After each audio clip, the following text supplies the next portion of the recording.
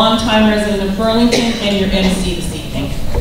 As this is the last debate which ECOB is putting on, I would like to thank the many people who put their time and talents into making this series the success that it has been. First, to Mark Carr and Deb Timstra, who so ably moderated the debates. Engaged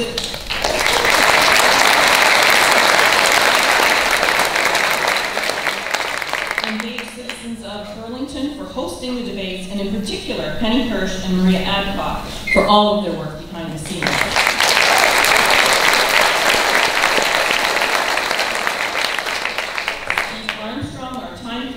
Jim Rennie, who looked after the sound requirements, the ward residents that acted as MCs, as well as all the dedicated volunteers who made each debate successful. We thank the Halton District School Board for providing 5 of the 7 venues for the debates. Robert Gow, our award-winning documentary filmmaker and videographer, for video coverage of all the events that appear on the ECOB Facebook page. And of course,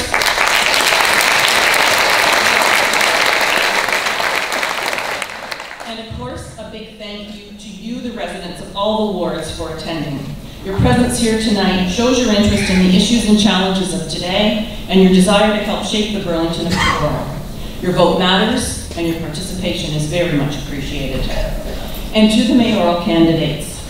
All the candidates running for the office of Mayor of Burlington have been invited to participate in this event, and all are here this evening. Stepping up to run for political office is not easy, and we are all grateful for your passion and commitment. Your presence here and your willingness to discuss the important issues that impact us speaks volumes, and it honors all of the residents of the city. On behalf of all of the citizens gathered here, welcome and thank you.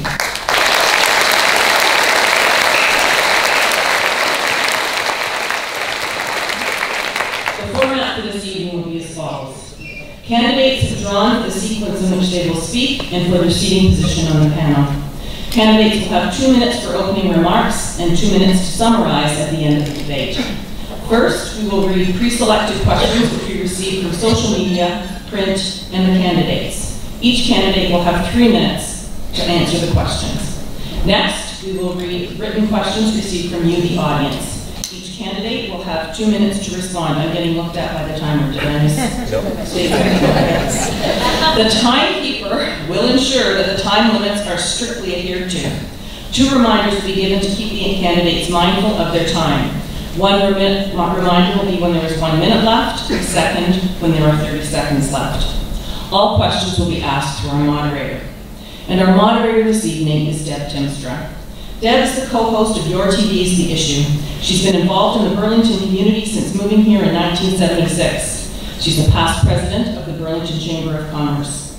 As a member of the Performing Arts of Burlington, she helped convince council to approve the development and creation of the Burlington Performing Arts Center. Deb, as a community producer and host of several shows with Cogeco, has introduced viewers to issues, organizations, and individuals who believe in the value of contributing in a positive way to the communities in which we live. I ask you all to please help me welcome Deb Timstra.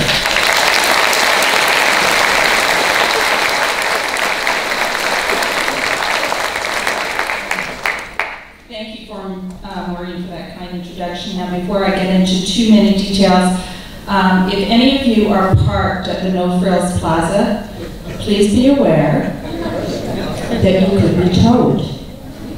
So just to make you aware of that, and you may want to move the cars. Anyway, okay. So I too want to thank you all for coming out tonight, listening to the candidates, and hopefully leaving tonight feeling that you can make an informed decision. As I've said before, by being here tonight, you have a voice, and by casting your vote on October the 22nd, your voice is even louder.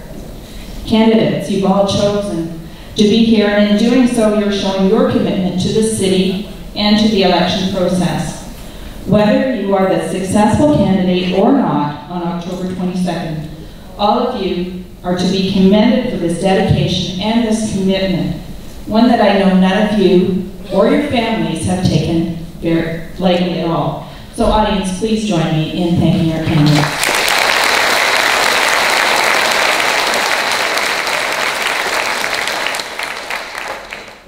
And excuse my back or my side or whatever it is you get opportunity for the candidates to be heard and offer their views and opinions on issues affecting our city. I ask all audience members to please refrain from yelling, booing, and being disrespectful to the panel and to your fellow attendees. I will stop the proceedings. Applause is welcome, but would be most welcome at the end of each candidate's remarks. And candidates, please refrain from talking over each other and being disrespectful to your fellow panelists. Each of you are given equal time, and you can use that time to be passionate about your position.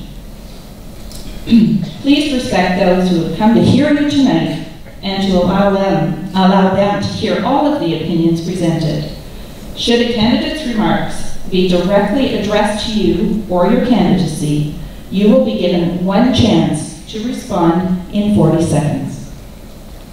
Now, following a personal introduction from each of you, we will begin, as already said, with pre-selected questions generated from social media, print, and the candidates, followed by written questions from the audience. The response time will be 2 minutes. 2 minutes in each section.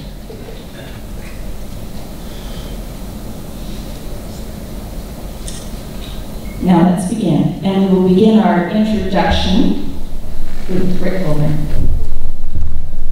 Well, thank you very much, Glenn. Thank you very much to ECLAB for hosting this event tonight, but also the other 6 all candidates meetings, I should say, for the ward positions. So that's a total of 7 meetings, and they've all come across without a hitch, so congratulations to everybody. Over the last 8 years, I've had the opportunity to work diligently with all the council and the community in getting results for our city. When I was elected in 2010, we had to clean up this mess at the bottom of Ranch Street, which we did, and we finished the Ranch Street Pier, and we resolved the legal issues. We also finalized an agreement with Joseph Brand Hospital with your tax dollars to help fund the redevelopment of Joseph Brand Hospital. And now we have a new microleaching and family patient tower that was opened last year, and the continued redevelopment continues. We've also kept overall tax rate increases in and around inflation over the last 8 years. So we've done a lot of things. One of the things I'm most pleased about is the completion of our strategic plan that was approved by every member of council in April 2016 after a 15-month period of consultation with the community. And this clearly is a blueprint to help Burlington evolve into the future for the next 25 years. You know, the big issue for this election is development. And in the strategic plan, we talk about that and how the city should evolve. And we know that 13 years ago, the province of Ontario stated that Burlington must grow, and so must all the other municipalities in the greater Golden Horseshoe area. And that 13 years ago, the province of Ontario designated our downtown as an urban growth center. But we now have a new provincial government, which gives us an opportunity to revisit places to grow and look at the impact it's having on Burlington and see how we can work with the province to figure out a way that we can still evolve in a positive way, but maintain our traditions as a city. Very good, Rick. Bring on.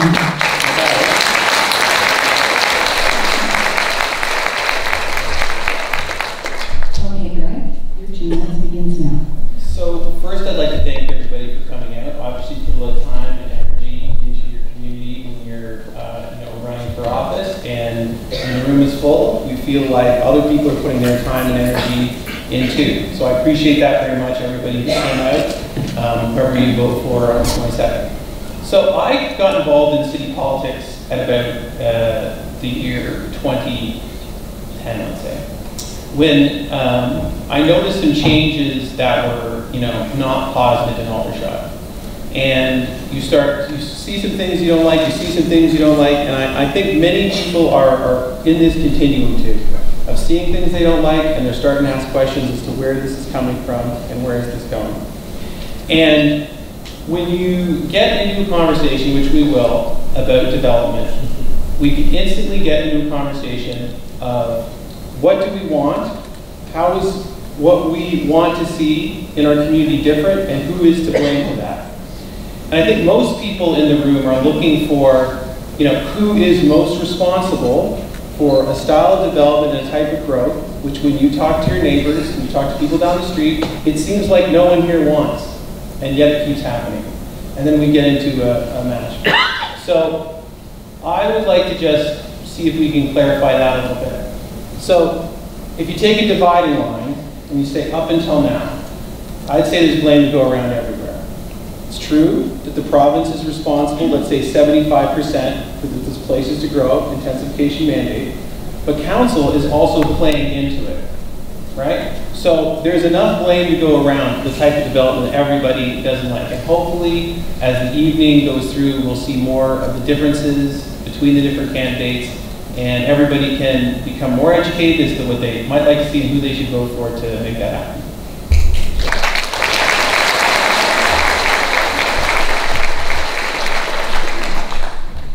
Second to Spirit. That's very good. Okay, Marianne. Well, thank you everyone for being here. I really appreciate you giving me and all of us up here your time. I do want to thank the organizers, Deb for hosting, ECOG for all of the debates, and my fellow candidates for being up here. It is not easy to sit on this stage and to put your name forward, but we do it out of service to you. This is our moment, Burlington. This is our moment to make better decisions than the ones that we've seen. Better decisions than the new official plan, which would add up to 30 more high-rises in downtown Burlington, Brant Street, and east of Brant Street. It is one of the biggest reasons why I'm running to be your next mayor of the city of Burlington. We need better decisions, and you may have heard that it's the province that makes us do this. The province does not make this council approve development applications that are 2, 3, 4 times what's in our official plan, well beyond what the provincial growth targets require, which we've actually already met or exceeded 13 years early for 2031. You may have heard that it's the Ontario Municipal Board that will just overrule us, but that's been disbanded and replaced with a new tribunal that is much more friendly to local council decisions. And you may have heard that if we annex Waterdown, then we can take the pressure off development downtown. The way that we take pressure off development downtown is we elect a new mayor and council who will stop voting for overdevelopment downtown. And that's why I'm standing here sitting before you today to offer myself as your next mayor. We will have 3 new members of council no matter what. So I'm asking for your vote on October 22nd for Marianne Mead Ward for mayor.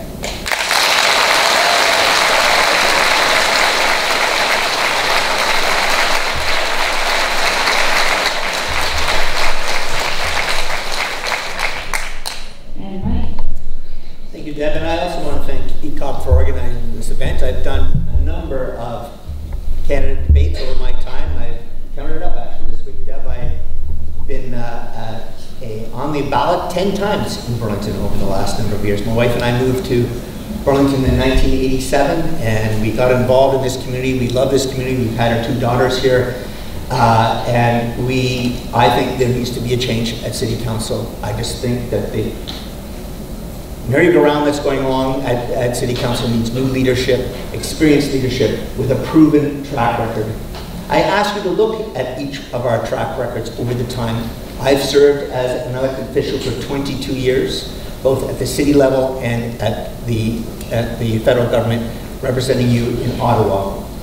My track record of achievement includes the Performing Arts Centre, saving Paletta Park from townhouses, parkland at Elizabeth Gardens and Brecken School when those schools closed, the parking garage downtown, improvements to our water system with upgrades to Skyway wastewater plant, to tertiary cleaning of that water, going back into the bay, our drinking water, the Appleby ice surface, which I worked with neighbors around Nelson Ice Surface to make sure that that was not twinned and that we found another location for the appropriate ice surface for this community.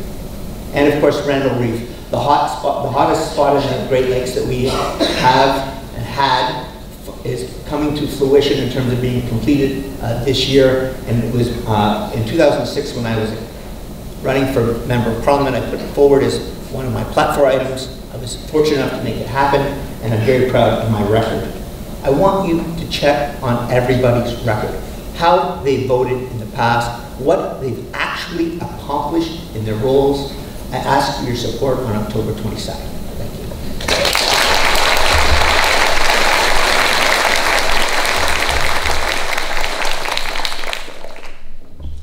Now I have 3 questions that I'm going to ask, and each one of you have the chance. You have 2 minutes to respond to this question, and then we will move on to the audience questions. So to begin with, what is your plan for citizen inclusion in decision making? And we will start with Rick Goldring. Well, thank you very much for that question. Over the years, Burlington City Council has directed staff to improve citizen engagement in the community, and I believe we've done a good job of that overall over the last 8 years, but we need to do better. And with regard to the fact that we don't have any meaningful media in the city anymore, I should say that we have meaningful media, but it's not out enough. Let's try to be diplomatic there. But we have the Burlington Post that's 1 day a week. 20 years ago, we had the Burlington Post that was 3 days a week. And we had the Hamilton Spectator that had a Burlington Wrap to it 5 days a week, and we had the Burlington News. So we don't have the media that we once did. So we need to figure out ways that we can connect better with the people we serve. So one thing I have in mind is to create and help foster and encourage resident associations or community councils right across the city. And in Oakville, they have 20 resident associations that connect with the city or the town on a regular basis. I firmly believe having that sort of structure can help guide us and get input early on in the process as opposed to get close to decision making. We also need to look at how City Hall can communicate better. When there's a gap with regard to media and there's a gap with regard to how City Hall communicates, what happens is the gap is filled with Facebook fiction. And we need to have City Hall communicate much more effectively and communicate the decisions that are made by council and provide some real balanced reporting as to what happens at City Hall and how we've made those decisions. Those are a few ideas I have to improve citizen engagement in the community.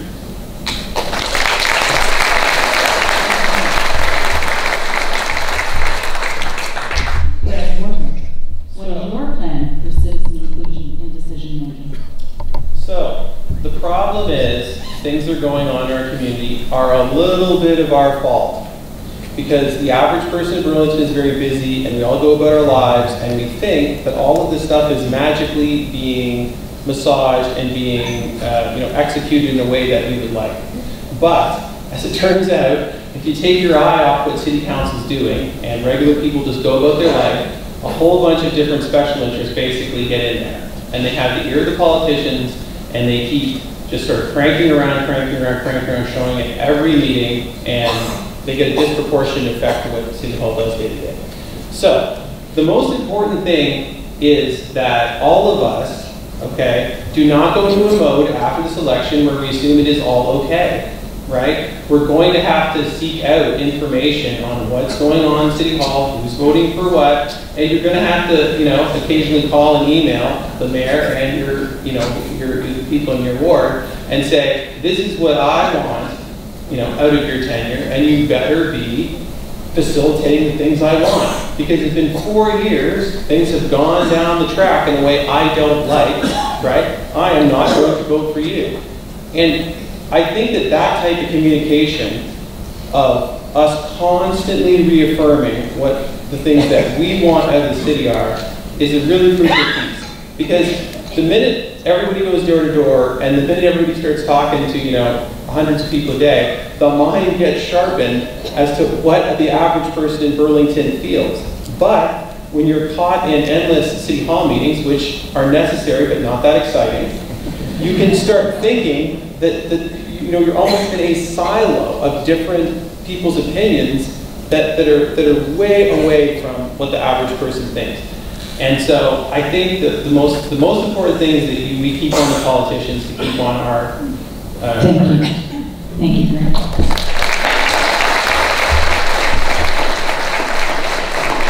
Our next response will be from Marianne Mead Ward. And Marianne, what is your plan for citizen inclusion in decision making? Thank you, Deb. It starts with respect. If we don't respect the input that we get from our citizens, it doesn't matter how many times you tell us what you'd like for your city. And I can tell you, when we were having the official plan discussions, there were over 30 delegations on this plan. You told us loud and clear that you didn't want 30 more high-rises in downtown Burlington, and it still got passed. That was a 6-1 vote. It's another reason why we need change on council, to get decisions that reflect the input that we hear from you. But I have heard residents be dismissed at podiums, called NIMBYs, not in my backyard. The newest one I heard was bananas, build absolutely nothing anywhere near anybody. This doesn't happen. It's true. And this is by council members. This is by sitting members of council. If we don't respect you, if you are not given due respect when you come forward, why would you continue to come? I have seen so much disillusionment in this community for people who have tried to influence decision making and have been turned away at that podium. So we need to restore respect on council, and that's something that I've modeled for the last 8 years, and some of the things that I've changed about my public meetings so they would be respectful are now standard operating procedure at the city. So that's good news. We also need to tell you in advance what's coming. And I do that every month in my constituent newsletter. I let you know before the vote takes place what's happening, so that you can come and tell us what you think. It does you no good to find out after. I also tell you my take, so you can hold me to account. And we need more of that. We have recorded votes at council. I pushed for a very long time for that. We now have them, and that helps, but good luck finding them online. So we have the tools. We need to use them respectfully with you.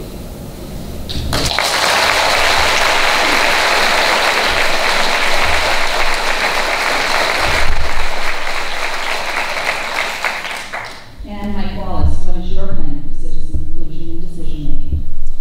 Thank you, Deb, and thank you for the question. This question came to me very early as I was putting together my campaign and my policy areas. And I came to the conclusion, as the architect of the Council of Seven, way back in '97, that it was time that we looked at increasing the number of councillors that we have at City Council. In my view, when we went from 17 to 7, we, I think, improved council decision making, its timing, its speed, and the expertise around the table that councillors had to engage in. There was one councillor for approximately 23,000 people per ward. I thought that was reasonable. I looked at other communities around, not only in Canada, but in other communities around North America, and what level seemed to be reasonable for representation.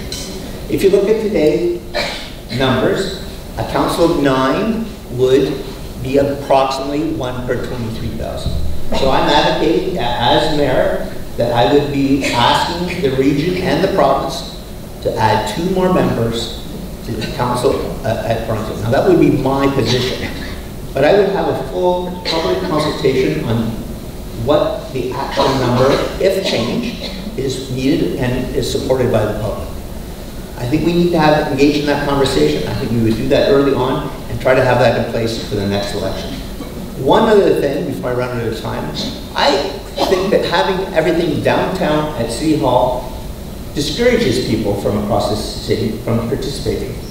I have no idea why we cannot have committee meetings of the Standing Committee on Development or whatever the committee happens to be, community services, in other parts of the community, so members of this community can attend those committee meetings to see what actually happens at City Hall.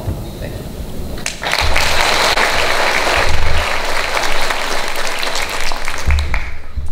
This question, this question will be directed first at Greg. Greg, can you please comment on the importance of effective leadership in your role as mayor, and how would you achieve this? Okay, so one of the most important things of the role of mayor is communicating what's going on. Because I can see everyone's face. And when we had 2 different people saying, the province is forcing us completely to do this, and someone else saying, the council is just doing it by themselves, everyone now looks confused. Because you can't even lock onto one depiction of reality and start figuring out what's going on. And to try and explain that a little bit to people, because I can see that everyone's confused. province has set up the system. And what they've done is they've set up a system where the city can make rules, right? But any developer can appeal those rules to this body, OMB, now LPAT, right? And what that means is all the people in the city are constantly playing this game like a plea bargain, right? Because if you go to court, you don't know what's going to happen, right? But if you take your plea bargain on the table right now, you know, at least the hypothetical perpetrator serves some time, right? And this body of the OMB LPAT, right, you don't know how it's going to go when you get there. And some communities, I think I read today, Grimsby's 13-0 at OMB. So they just lost everything, right? And other communities do a little better. So the question is who's responsible? Everyone is a little bit responsible. And what I want you to leave here with is the idea that the province has at minimum made it very difficult for us to have a free hand in our development and speed of development.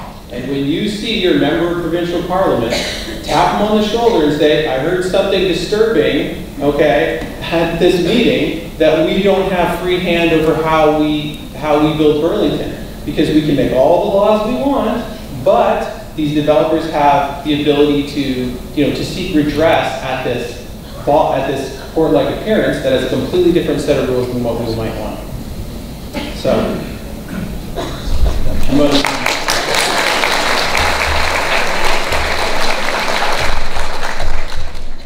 Marianne, would you please comment on the importance of effective leadership in your role as mayor and how you would achieve this? Thank you. Well, the mayor sets the tone, and I think the tone has to start with respect. Respect for the public, but also respect for other members of council, especially when those other members of council might have a different perspective. I have been a journalist for the last 22 years before I ran for office for the last 8 years. And in my line of work, I had no executive authority. It was all about persuading people. I had a column for 8 years in the Toronto Sun. I sat on multiple television panels talking about ideas. And nobody had to read me. Nobody had to follow me. Nobody had to listen to anything that I had to say. And yet people did. I think those skills are essential to this role because you don't have executive authority. All you have is the ability to persuade, to do your homework, to put forward a credible argument, and to get other folks to see it the way you do.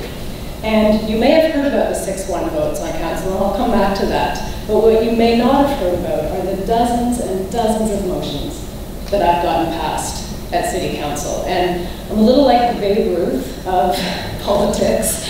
You may know Babe Ruth was the home run king, but you may not know that he was the strikeout king. I've gotten more motions passed through at City Council because of persuasion than any other member of council, and you can read about those on my website. But it starts with having respect, which is lacking, and when council members go after each other and say trash in meetings or on their Facebook pages, you want a mayor to call that out and say that is not acceptable. That has got to stop, and we need to stop. I believe that change is possible because I've seen it, and I hope we get to talk about Freeman Station. I'm out of time, but I will try and wrap that into the next question.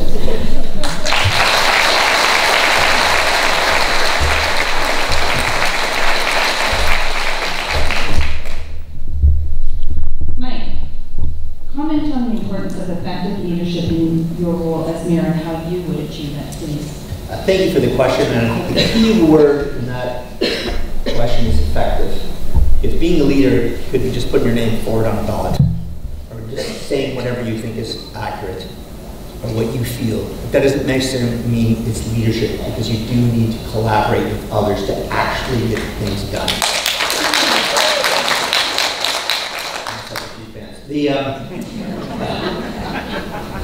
So, for me, is why I'm running. It's the basis why I'm running. I think that this council needs more effective leadership.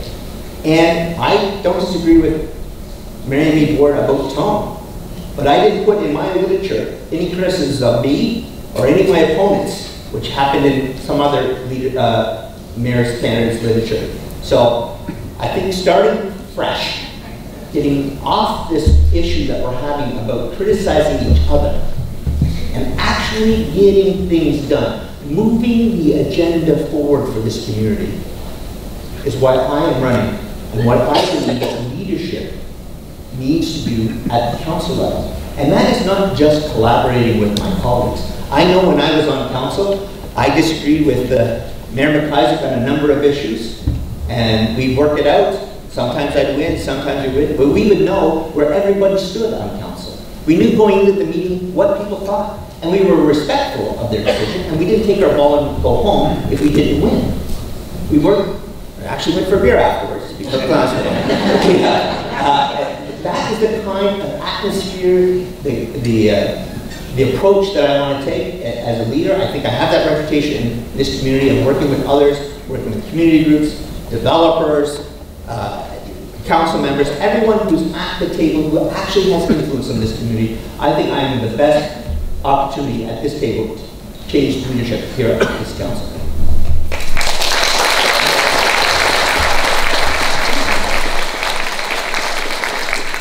I know we're all enthusiastic and passionate about our candidates here tonight, but again, if I could ask you to refrain, hold your applause and just until the end of their 2 minutes so they get their full 2 minutes, please. Now, Rick, can you comment on the importance of effective leadership in your role as mayor and how you would achieve this, please?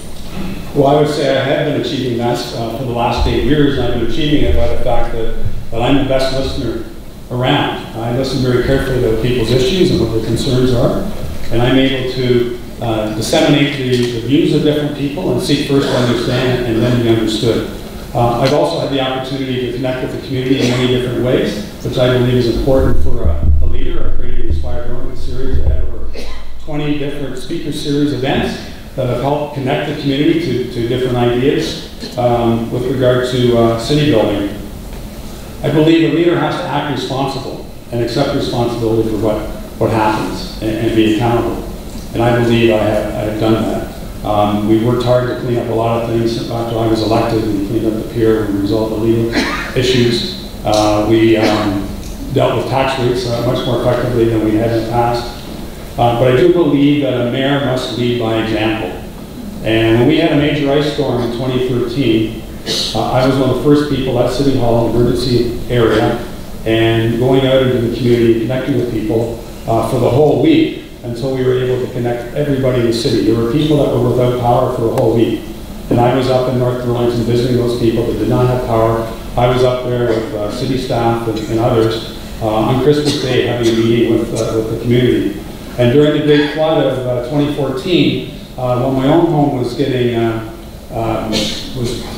our own basement was flooded in a significant way. My wife had to deal with all that. I was out in the community connecting with people and figuring out ways that we could help those people in need. So I believe being a leader is about taking action and being respectful of others and being listening and being able to bring people together and to help make decisions for the betterment of 185,000 people. I believe I've done that.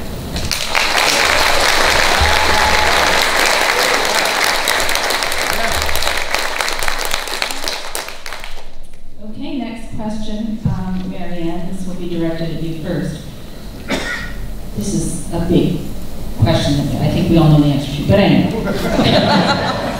What do you see as the single most important citywide issue? Just asking.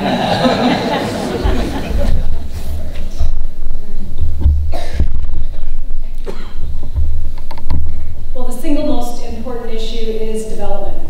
And it isn't just development that happens downtown. That is a focus for a lot of folks, and myself and my team have been out since May knocking on doors. We've knocked on over 12,000 doors, not everybody is home, but we've talked to a lot of folks, and everybody is concerned about overdevelopment in their neighborhood. We have folks in Aldershot concerned about losing retail with new redevelopments. We have folks out in Southeast Burlington at Lakeside Plaza concerned about the proposal there for 7 new towers up to 18 stories. We have folks up in Alton Village who are feeling packed in already, and now there's 2 high-rise developments across the street from each other for those folks. We have folks up on Brant Street, on both sides of Brant Street, looking at a development application that in all cases, the ones that I've mentioned, are 2, 3, 4 times the official plan. And we have a council right now that has been approving that level of overdevelopment in the past. And it's one of the reasons that I'm running. Because we are losing our quality of life here in Burlington, and the province isn't forcing us to approve beyond our plan. We are meeting our growth targets. 185,000 by 2031 is what we need to reach. By 2016, 2 years ago, we were at 183,000. We will get new growth numbers from the province out to 2041. And I would put to you that you want somebody negotiating for you as your mayor, someone who hasn't voted for overdevelopment in the past, who has credibility, and who has been advocating consistently for reasonable growth, getting the best deal for residents out of development than what we have seen so far.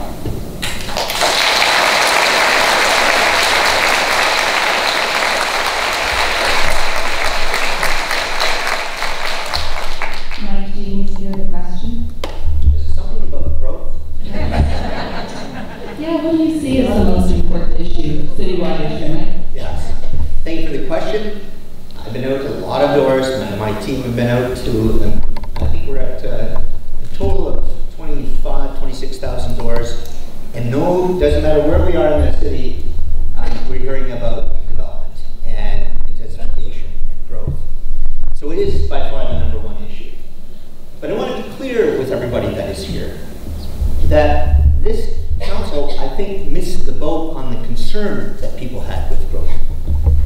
And then on July 18, 2016, that's July, just a little over 2 years ago, there were reports that came to council. One was, and I will read the title for you because I happen to have it here, the Official Plan Review, Urban Structure and Intensification Policy Directions Report, and the Burlington's Mobility Hub Work Plan and Specific Planning Report. Both were asked for with a court vote by one of my opponents here on stage. It was a recorded vote. All the councillors, including the mayor, voted for it. And they are quoted as saying, and you don't have to take my word for it, you need to go to the tape. Fortunately, everything is on video on the minutes of the council meeting on the 18th of July 2016. Passing the official plan review, urban structure intensification, one of the quotes was, our effort to get back in control. Green light is where we want to see more intensification. Downtown has always been an urban center since 2006 or 2008 when the province designated that. In addition, the passing of the Mobility Hub Work Plan, we don't want to be reacting and responding to building policies on the fly. This will allow us to get ahead of that anticipated future development application in other areas, including downtown as a mobility hub. Those are quotes, ladies and gentlemen. They missed the boat. This council does not have the pulse of this community. We need to change.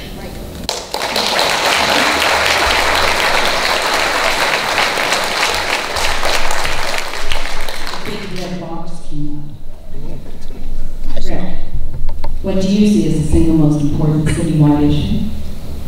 Yeah, I'll say the same thing.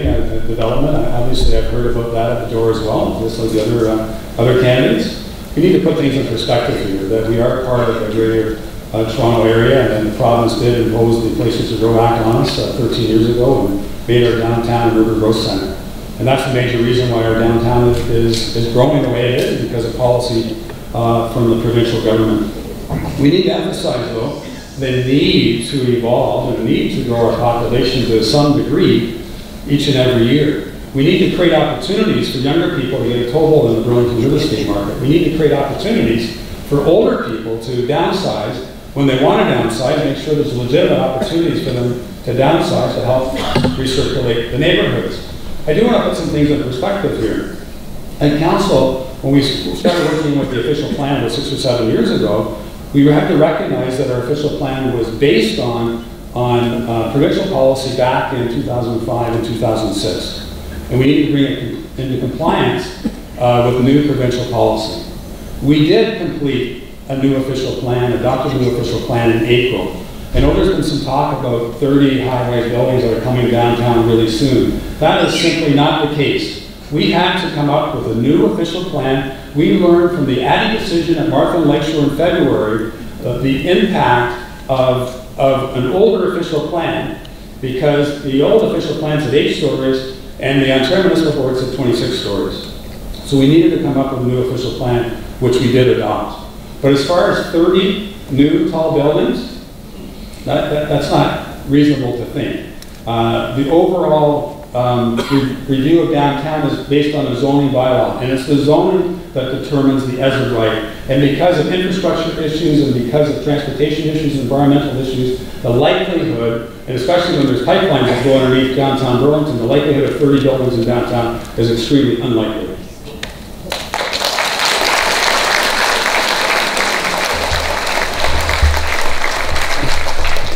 And Greg, what do you see as the single? Did I ask this question already? Yes, keep going. As the single most important citywide issue. Sorry. Okay, it's development and then the transit problems that come from it. But let's try and figure out who's responsible for what. So you can get into an argument about downtown, right? Because it's an urban growth center and OMB may rule against you and allow tall buildings on that basis. Could not. You don't know what was going to happen with the cases that ended up because, you know, the council voted for them before it got there. You can maybe argue, because of the paradigm decision, that around the Burlington Go is another one of these areas where they're going to force feed us high rises whether we're there or not. But if you go look at the new OP, it's not 30 buildings downtown.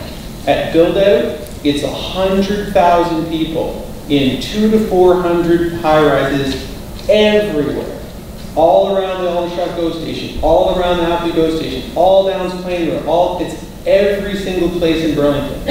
Every single strip mall that we use is targeted for redevelopment with condos and removable service parking. Every one of them, okay? And we can tell the province didn't ask you to do that, right? So you want to argue about downtown, argue about around the area around the Burlington Go, we can get into an argument. But the rest of Burlington is our self-imposed idea that it would be better if there was just high buildings there, right? Because these aren't in little areas that the province said you had to do. Nobody from the province ever came down and said, rip up every strip mall that people go to. And now, you can see down at Skyway what happens. You can see that the Appleby Plaza, which was good, they want to now put a building in the parking lot, and then Fortina's is, you know, we're out of it, right? So what's happening, what's coming down the pipe is taking the downtown problem of overbuilding and putting it all across Burlington.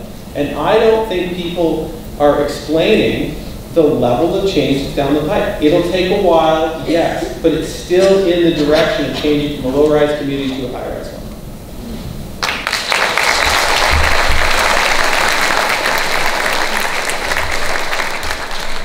Now we're going to move on to questions from you. We're going to begin with Mike. And Mike, what do you propose can be done about the traffic congestion around Grant and Lakeshore due to the new hotel condo building going up at the lake downtown? Well, thank you for the question on traffic congestion, and I'll deal with the site-specific question first and then what I think should happen a little broader. First of all, I am convinced that we need to remove the pinch point between the Esso station and the art gallery. I was on council, I'll be perfectly frank, when that was recommended by the mayor of the day, and the concept was we were going to slow traffic down to keep them downtown. Well, we've done a very good job of slowing down traffic. So, I think it's time to look at reconfiguring that road back to 4 lanes all the way through. I don't think it's needed any longer, and I think that will at least help alleviate some of that pressure. Look, with the Addy development that's happening on the corner, there's going to be more traffic there. I think we need to re-look at that whole area in terms of how that road system is designed. If there's going to be change in terms of development there across the road, is there opportunities to make that road more functional than the way it is at present? There are other issues in terms of traffic congestion, and the one suggestion that I have been making throughout this campaign is that we need to try some new things. And for example, when there's a problem on the bridge, or we get traffic flowing in through our community, is there a way to turn those 4-lane roads, Harvester and Mainway, I'm just using them as examples, into 3-way, 1-way, and 1-way back during those emergency period of times? At least try it. I know other communities have that system where they have a light above, X, you're not allowed in that lane at that time. Even if it's just an emergency, we need to tackle these problems, and we need to be practical about it, and we look to other communities that have great solutions that we need to implement here as well. Thank you.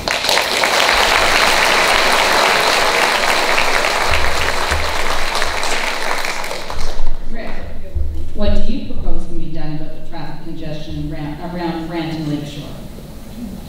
Well, thank you very much for the question, and I understand it in a significant way. We all do. So one of the things that our transportation department has been working on right now is a transportation plan for the downtown. They're looking at 13 different intersections to figure out if there's ways that they can function better.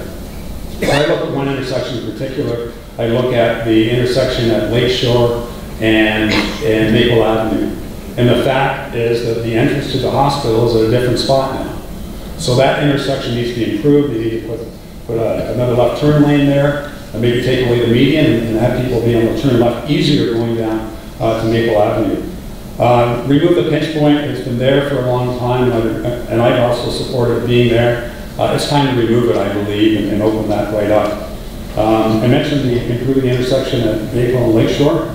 Doesn't make sense because of all the pedestrian traffic in downtown, which is a great thing. Doesn't make sense to put a tunnel in right around Lakeshore Road and Grant Street so that people can go through the tunnel as a pedestrian to get underneath the traffic. That could help move the traffic along easier potentially. We need more meaningful transit in the downtown to help people get out of the downtown and into the downtown on a favorable basis. It's interesting, knocking on doors around the New Street corridor. And I mentioned to people that we're concerned about parking in the downtown and traffic in the downtown, but they don't go downtown anymore. And I said, well, a few hundred meters away on New Street, there is a bus that goes down New Street to downtown on a very regular basis. And most people don't think of that. So we need to market Burlington Transit better as well as improve the service. And finally, there are plans at the province to improve the Freeman interchange at the 403, 407 QEW, which gets backed up even when the congestion is just minor. And that can help people stay on the highway as opposed to getting off the highway in Burlington. Thank you.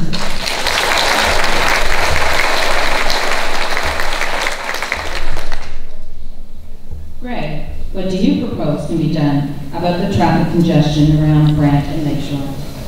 Okay, so Burlington, I think I saw, has 5 people who are intersection designers. These are staffers that do this every day. This is their business. So we don't need to quarterback how to design an intersection with people who do this their whole life. They know how to design intersections. But this is the point that you're going to get across. Everyone is now making it like the basic thrust of the city is to keep the cars moving. But it actually is not. And it's because when this Places to Grow thing came down from the province, they reconceptualized the city as a box. And the best box holds the most people. And you hear about different quotas and different times. But the idea behind the legislation is the party never stops, right? No place ever stops growing again till the end of time. We're just talking about how many more people you have to take this year. And I basically run it because I think that notion is crazy, but it's alive and it's working. So here's how it gets tracked. Because if you imagine Burlington taking 50,000 more people, you might imagine synchronized lights would work. If you imagine taking 100,000 more people, then you might imagine lane expansion will work. But if you imagine them taking double the population, well then the traffic system eventually just won't work, right? Single passenger cars won't work. And that's why people are trying to get ahead of this game with this idea that we're going to transfer people driving in cars and people busing, walking and biking. Because if you play this game out of more people, eventually the road system just straight up fails, right? It's more people that we can conceive of, but the planners are conceiving of it and actually making plans for it to happen. So, you have to make sure that you think that those staffers are actually optimizing for cars. Because there's this real idea out there that what you need to do is contract. Because then people will seek alternatives, and then the car problem is over, and we'll all learn to, you know, walk, bike, and take transit. Thank you very much. And the final response to this question, Marianne, what do you propose can be done about the traffic congestion around Burlington? Well, the first thing we do is we don't make it exponentially worse by allowing this plan, which will allow 30 more high-rises in the downtown, to go forward. I do want to comment on some of the previous comments, because I don't want you to leave here with the wrong information. So no one is opposed to growth and development downtown. So it's not incompatible to say, yeah, we'll accept more growth. We always have. In fact, we're the densest part of the whole city, 174 people or jobs per hectare downtown, and still growing. This conversation isn't about no growth. It is about where does it grow? What grows where? How much of what grows where? And we need to have a thoughtful conversation around that. Our official plan was updated in 2008. After Places to Grow, it includes all of our intensification targets. It is not out of date for intensification. The Addy decision on Martha and Lakeshore was, we lost that at the city, not because our plan's out of date. It's not out of date. We lost it because of the designation of mobility hub downtown, which I tried during the official plan to remove, to ask council to support removing that with the province. That was a 6-1 vote. So those are the facts. Traffic, let's not make it worse. I'm open to synchronized traffic lights to get it moving through there, looking at roundabout technology, looking at better emergency detour route management so when there's a problem on the highway, it doesn't flood our streets. We need to do a much better job of giving people transit as a choice so that they don't have to get in their car. I am not in favor of taking out the medians that are downtown because that helps our pedestrians. And we also have to make sure that the people who walk downtown can walk safely, and the people who drive through and in downtown can get where they need to go to. It's not an easy situation, but we need to balance everyone's needs in the downtown.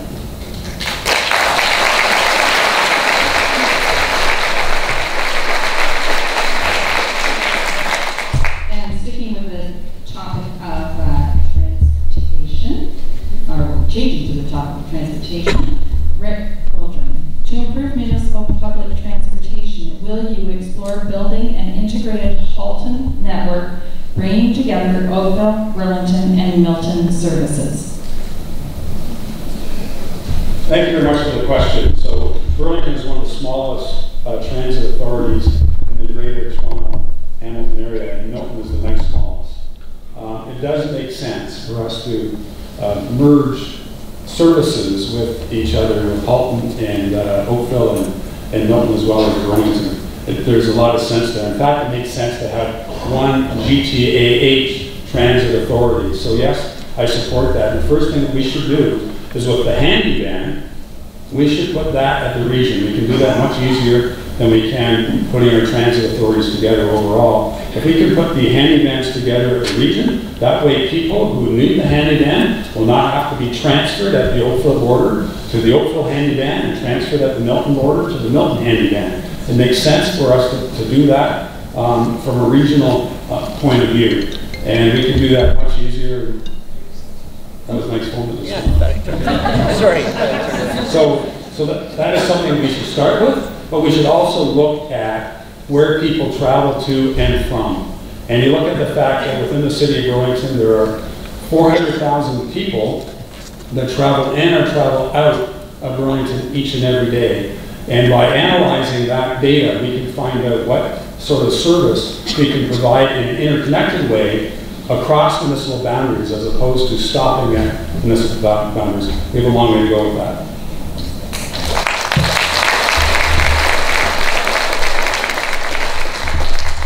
Greg, to improve municipal public transportation, will you explore building an integrated Halton network bringing together Oakville, Burlington, and Milton services?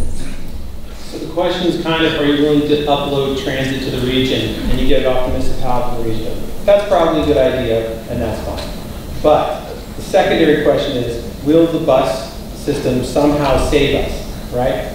So if you look at the Burlington bus system currently, it's subsidized to the tune of $11 million, and it's producing 2 million rides. So that means every time somebody gets in there and they throw money in the fare box, the city is throwing $5 in, right? This is important to realize. Because currently, if you take your 2 million rides and you say, well, let's say people are doing 1,000 trips a year, right? That's only 2-3 trips a day. So then the whole bus system is really only providing 2,000, people worth of rides, right?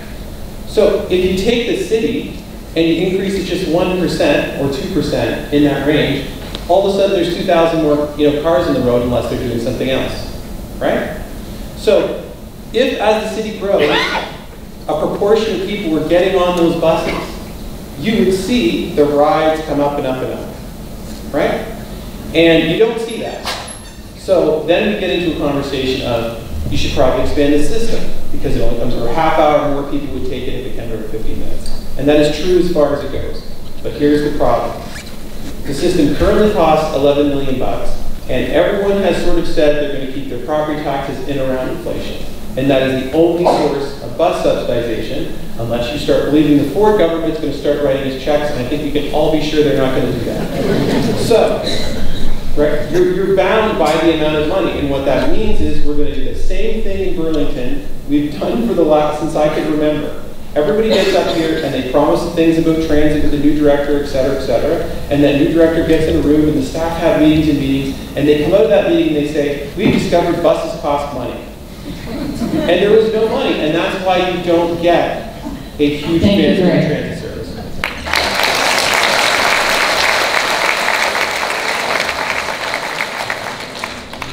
And Marianne, to improve municipal public transportation, will you explore building an integrated Halton network bringing together Oakville, Burlington, and Milton services? Absolutely, and that's a start. The first thing we have to do, though, is stop spending $150,000 to single source a contract to a consultant who essentially gave us back to us the data that we have. We had a staff member who looked at all of our numbers and told us where our issues were for transit, told us where the funding was and wasn't, and what the opportunities were. We need to listen to our frontline staff, and we have some of the best bus drivers in this city, and I know those of you who take transit would agree with me that they are one of our best assets. So where are we going to go for funding? Well, we get a share of provincial gas tax revenue, and that is based on ridership. Our ridership goes down every time there's a fare increase, and I have not supported the fare increases that have come in the last 8 years. We lose riders. I'm actually in favor of free transit for seniors on Mondays to align with Oakville, make it a seamless experience. I'm also in favor of free transit for students to get young riders on the bus. If we have buses that are not operating at full capacity, putting more people on the buses gives us a greater share of that provincial gas tax revenue. We need to link up our system with Halton Region. I'm okay with actually Halton Region running that system for both conventional and handy van, but we don't have to wait for the region to decide that. We can start running buses that cross borders. Your life doesn't end at the border of Oakville or Hamilton, and the bus shouldn't either. I can get downtown Hamilton in about 20 minutes in one bus. It takes me, when I went to regional council for work, it took me 2 buses, GO train, $14 one way, and an hour and a half. Nobody is going to pay that time penalty, so we need better routes and more seamless travel between all of the cities in the region.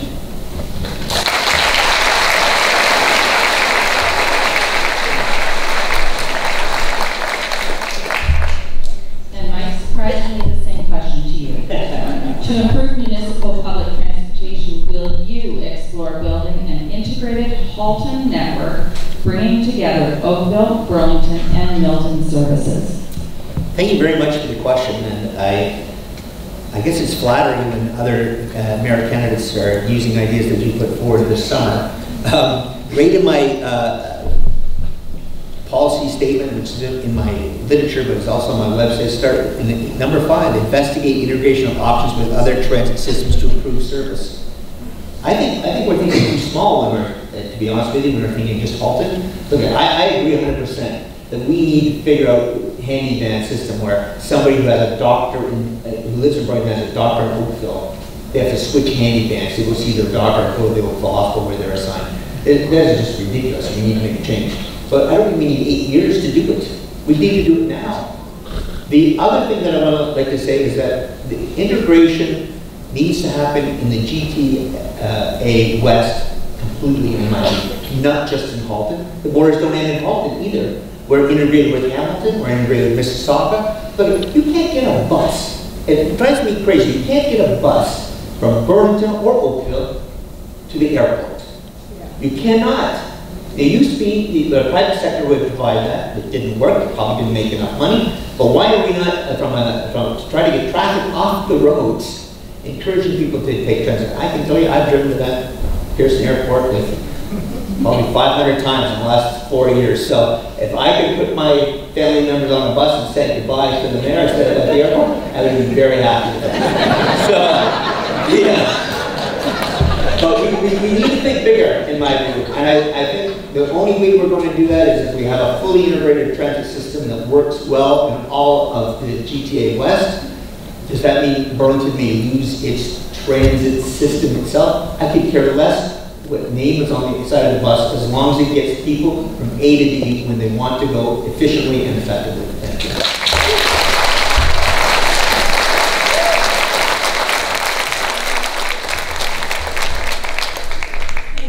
We'll move on to business. Greg. It would be better socially, environmentally, and economically if more people not only live in Burlington, but also worked here. What actions will you take to encourage more business to locate in Burlington?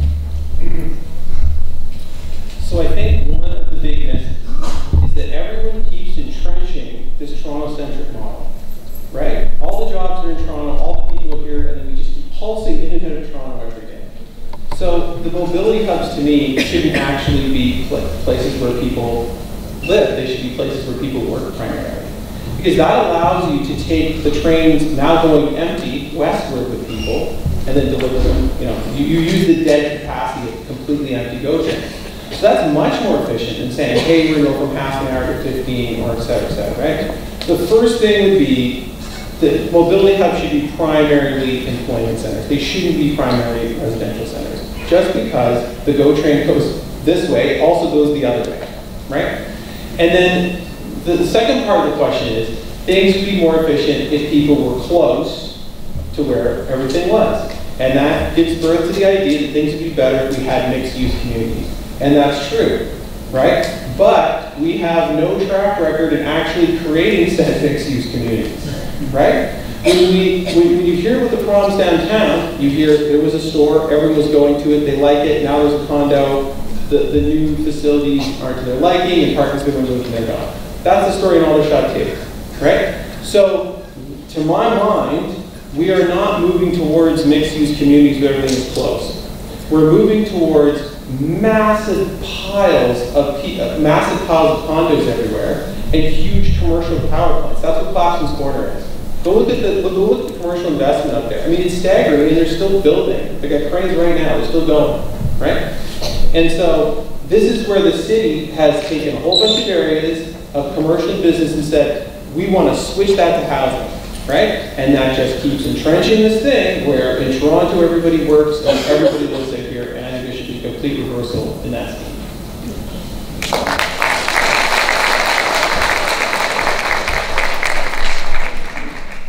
And Marianne, it would be better socially, environmentally, and economically if more people not only live in Burlington, but also work here. What actions would you take to encourage more business to locate in Burlington? Well, the first thing we have to do is to be straight about the numbers, the job numbers, the companies locating or leaving Burlington, so we know what issue or problem we're trying to solve. And the fact is that 17 companies left Burlington between 2016 and 2017, You may have heard that all kinds of jobs were created in Burlington. That is based on square footage of new development. That is not new jobs. And so when you look at the formula applied to square footage of new development, you will see that on Joseph Brant Museum, that would produce 31 new jobs. And I can tell you right now that the city is not hiring 31 more people at that museum. So we need to be straight with people about the data as a start. We need to approve, when we approve developments, make sure that we don't lose retail. So the recent building that was approved across the street from City Hall that I did not support for 18 stories, that would reduce retail by 70% of what is there now. How are we going to support our businesses if they have less space to do business in? We can also look at local procurement. We can add a criteria. I didn't know this was possible until very recently, but this came forward from the community as one of many criteria looked at during our procurement models to have a local company be part of that. You want your mayor to be the chief salesperson for the city, and I will be that for you as your next mayor. We also need to hang on to employment land that we have, and there is tremendous pressure from developers to convert that employment land to mixed use, which is really residential and token retail. And then we also need to look at where there are opportunities for community improvement plans or innovation districts like the downtown where we can offer incentives.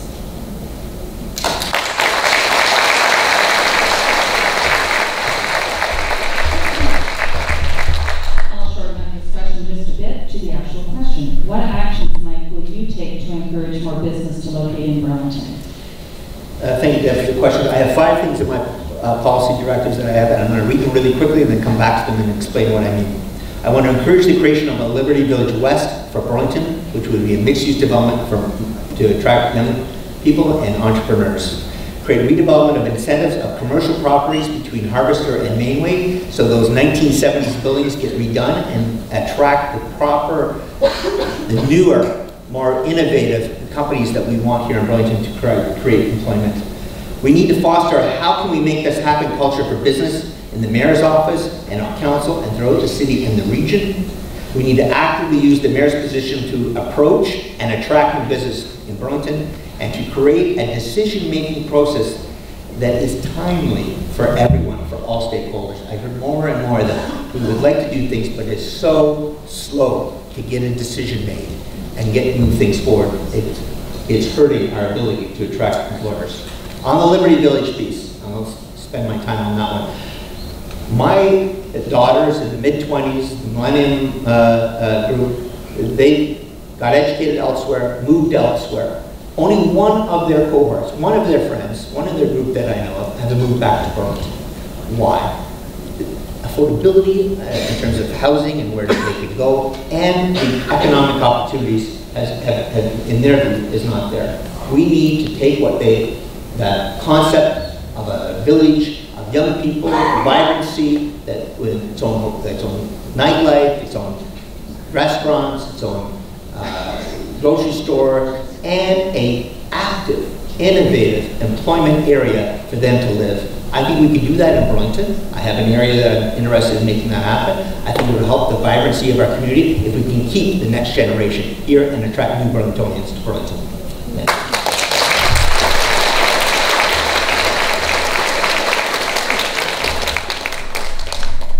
Rick, what actions will you take to encourage more business to locate in Burlington? Thanks, Deb, for the question. I do want to point out the fact that Burlington has the highest jobs per population ratio in the Western GTA, as well as Hamilton and Waterloo region. And what that means is for every 10 residents in our city, there are 6 jobs. And that's quite a high percentage. Milton is only half of that. We also have about 45% of our residents work in Burlington, and about 20% work in Halton, Hamilton, and the rest elsewhere. So we have a good core of residents that do work in our city. There's a number of things we can do and that we have been doing. One of the initiatives that I was pushing at the Burlington Economic Development Corporation was to foster and encourage entrepreneurship in our city. Small and medium-sized business is the backbone of our economy in Burlington. And as a result of recognizing that and recognizing the fact that 40% of new jobs in Canada come from companies that are 2 to 5 years of age, the Burlington Economic Development Corporation opened Tech Place, which is an 8,700 square foot center on the North Service Road by Burlow that provides support and mentorship for new businesses that can help them launch and get their own space and create more prosperity by hiring more people and creating more sales in our own community and beyond. That has been very successful in a short period of time. I do want to expand on the fact that we have identified the areas around Appleby, Burlington, and Aldershot Post Stations as being tremendous opportunity for complete neighborhoods. Whether you call it Liberty Village or whatever you call it, those are opportunities to build new development around transit and attract younger people there and attract younger people to mixed-use development and using incentives to encourage people to set up their businesses here from Toronto because it's going to be cheaper, and we have the talent base right here in Burlington that will attract more companies to come here.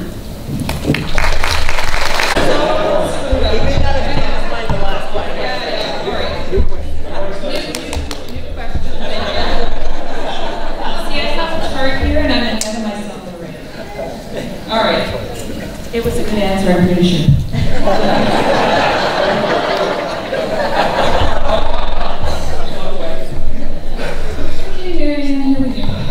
Moving to poverty here. What do you consider the greatest challenges in addressing poverty in the city of Burlington?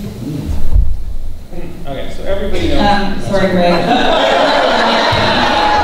understand the story first.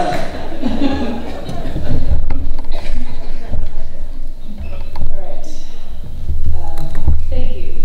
Well, I think one of the challenges that many of us don't know the prevalence of poverty in our community. We are a very blessed community, and we don't see it the way we would in a large urban center, but it's here with us. There are people who struggle to participate in the full life of our community because they don't have transportation, they don't have adequate housing or food, and so you can read my poverty pledge online and my plan for poverty reduction, but it has the 3 elements of food, transportation, and housing security, and I'll walk you through each of those. On transit, we need to reduce fares for low-income families. There is a split pass available at the region, but we can look at topping that up here in Burlington. Nobody should have to choose between participating in our community and getting there.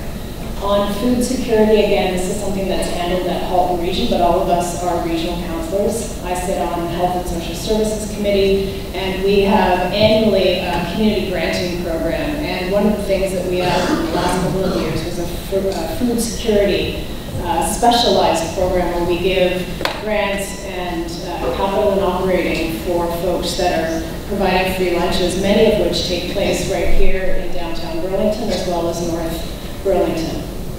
We also need to do a better job of housing. So in downtown, in Ward 2, in Burlington in the last 8 years, we've added 46 units of affordable housing through a variety of means, including the Halton Region buying 15 units of the Paradigm up on Burlington Go, partnering with Habitat for Humanity, who built the largest single build in Canada here in Ward 2, and also looking at grant supplements through Halton Region. So when people are clothed, fed, and sheltered and have wheels, they can participate in our life.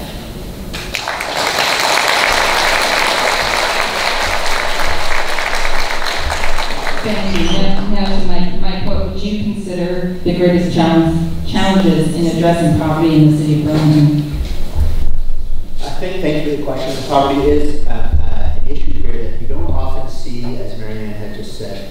Look, when I was a member of Parliament, I'd often get people coming to see me about the issues they were facing at home.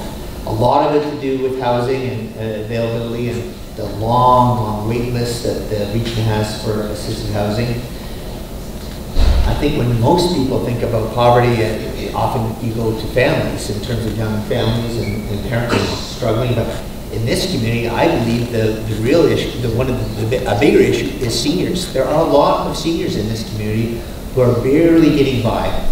So we need to do what we can, in my view, on the housing side. I think To be frank with you, that the municipal tax base being the only partner on that, we will not be successful. We need to have a provincial government and a federal government that would help municipalities provide housing opportunities. I think we need to look at opportunities that come forward.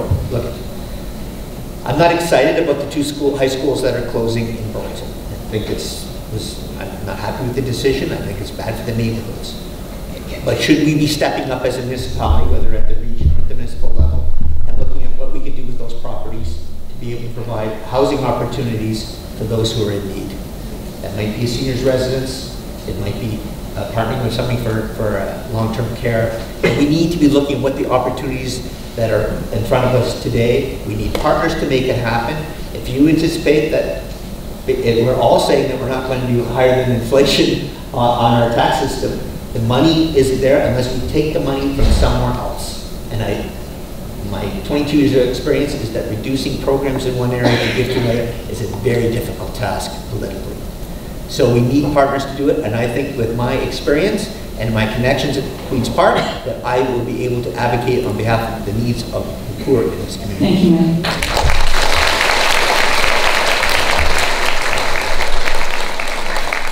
Rick, what do you consider the greatest challenges in addressing poverty in the city of Burlington? There are many challenges about addressing poverty in the city. About 8.5 to 9% of the people in Burlington do live below the low-income threshold. That's a significant number of people. About 3,500 are children. One of my biggest concerns is payday loan operators. They're legalized loan sharks. And we have about 13 of them in our city. And in January, earlier this year in January, the Ontario's Putting Consumers First Act was passed that will allow municipalities to limit the number of payday loan providers and restrict their presence. I believe we need to do that in Burlington. We need to restrict their presence and make them less accessible for people, because once people start using the payday loan providers, it is very difficult to break away. And then we need to work with the banking community or the credit unions or financial community to help guide people, to help them establish credit, to help them get regular savings accounts, and help them establish build credit history and access to lower sources of credit and invest for the future. And all that is detailed on my platform at rickfolgering.ca. With regard to seniors housing, Mike mentioned it is a big issue in our community. We have 20% of our people in Burlington that are 65 plus. And we know that if you have money, there's lots of opportunity for people to retire to retirement home. But 40% of people cannot afford a private sector solution. So I've been working with Councillor Paul Sharman and others in the community about establishing a not-for-profit housing agency. We have a model for that. Bonnie Place, which is over on Claridge, right behind Roseland Plaza, where my campaign office is, was started many years ago by Rotary. And it was started by not-for-profit to provide housing for seniors in the community. And it was started by Rotary, and the fundraising was done by Rotary. And it's turned out extremely well with other opportunities we have.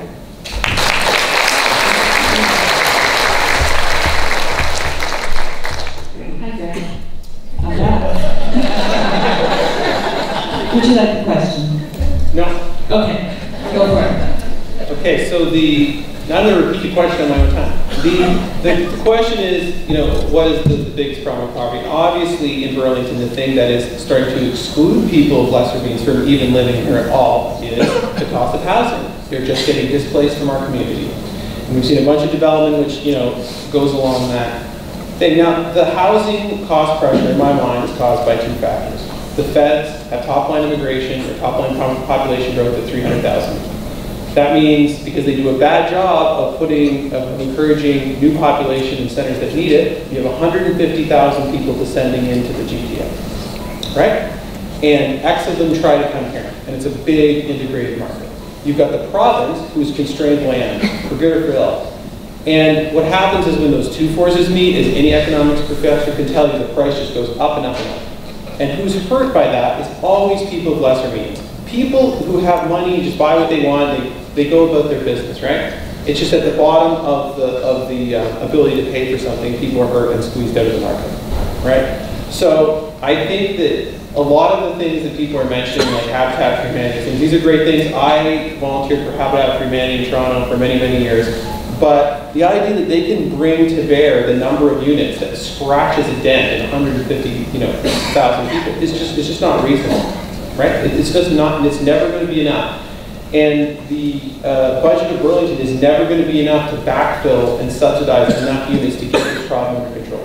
So it has to be made clear that the federal and the provincial government have to change some of their policy to make it less affordable, because at the end of the day, the only way you make Burlington more affordable is to make more of it, right? It doesn't have to be in the Greenbelt, but it has to be somewhere. And we are kind of doing it, right? We're displacing population to Brantford, we're displacing population to Caledonia, right? And so... Thank you.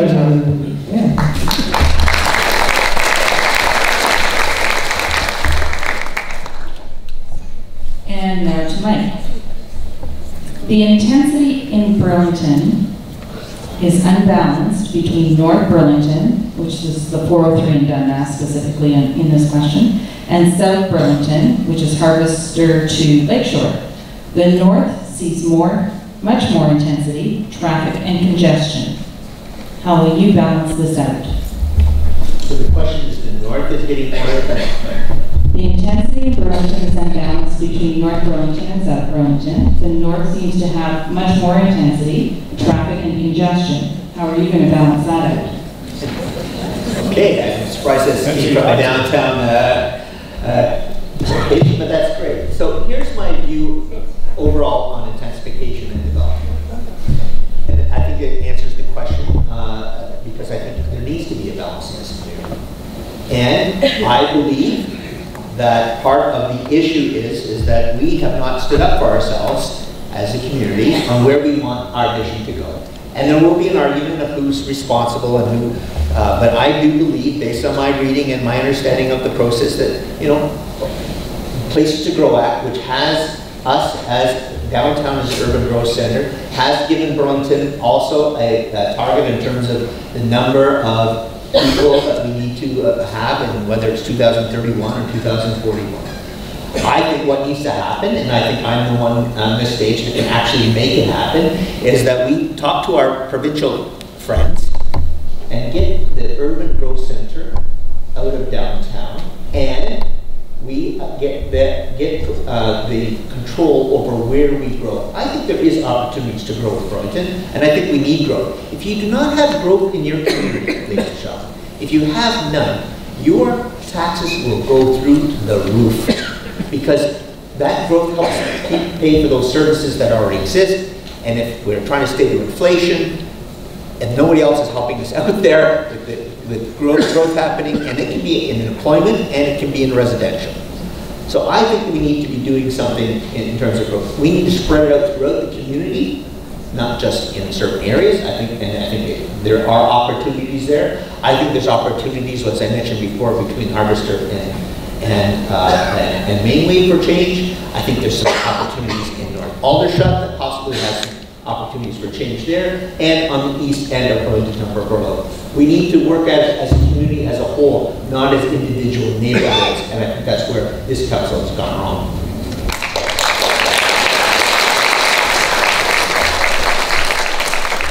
Do you want this question again? It sounds like I don't have to answer it if I get it. Okay. Go ahead. I can answer a little bit. The intensity in Burlington is unbalanced between North Burlington and South Burlington. The North seems to have much more intensity, traffic, and congestion. So how will you balance this out? Yeah, I'm going to go right at the question first, and I may deviate a little bit. So with regard to that, I think that people that live in South Burlington would challenge that view. There's more intensity of traffic in the north end of the city.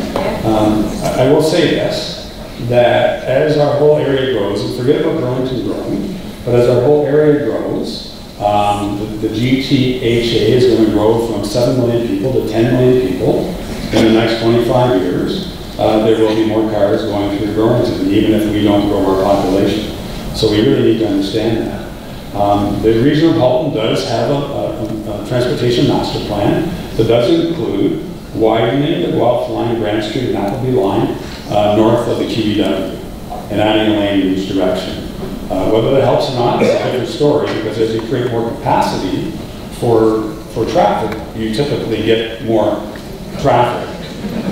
So you end up chasing your tail a lot. So answering that question head on is a little tricky.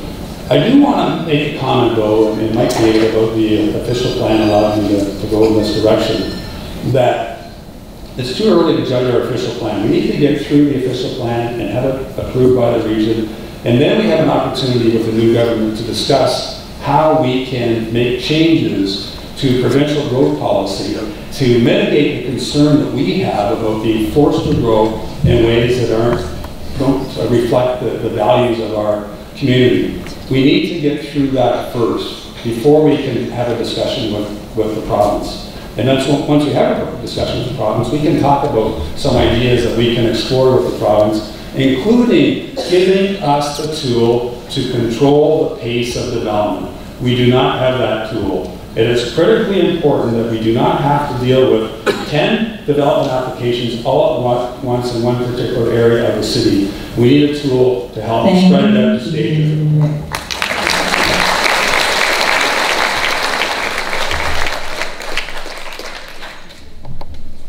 Greg, the card says the intensity in Burlington is unbalanced between North Burlington and South Burlington. The North sees much more intensity, traffic, and congestion. How will you balance this out?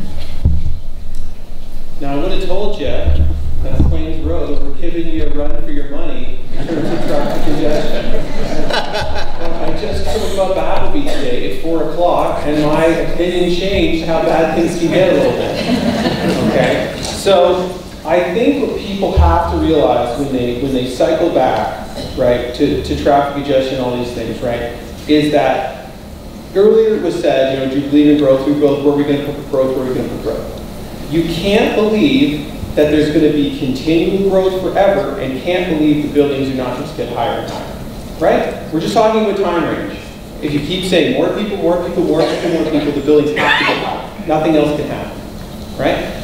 So when I think of growth, I think the principle in the year 2000, which was Burlington will grow if it meets their needs and they want to grow in a region, and they won't if they don't, makes far more sense than this place is to grow business where every place grows every year ad nauseum unto the end of time, no matter what is going on in the city of Burlington. That's the fundamental thing that I think is crazy, right? And when people say, I believe in reasonable growth, the problem is no one can put what that means, because everybody's version of reasonable is different. So one of the things I propose, if you look on my website, is I think we need a 6-floor residential limit everywhere in Burlington. And that includes downtown, mobility hubs, et cetera, et cetera.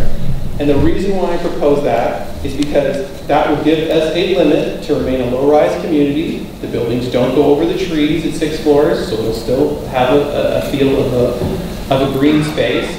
And that will put a cap on the number of people that can reasonably live in Burlington. And I think we need to trench the idea to the province and to ourselves that just endlessly saying, gotta grow, bigger is better, is not necessarily true. And we gotta have the right to have a limit and stick to it.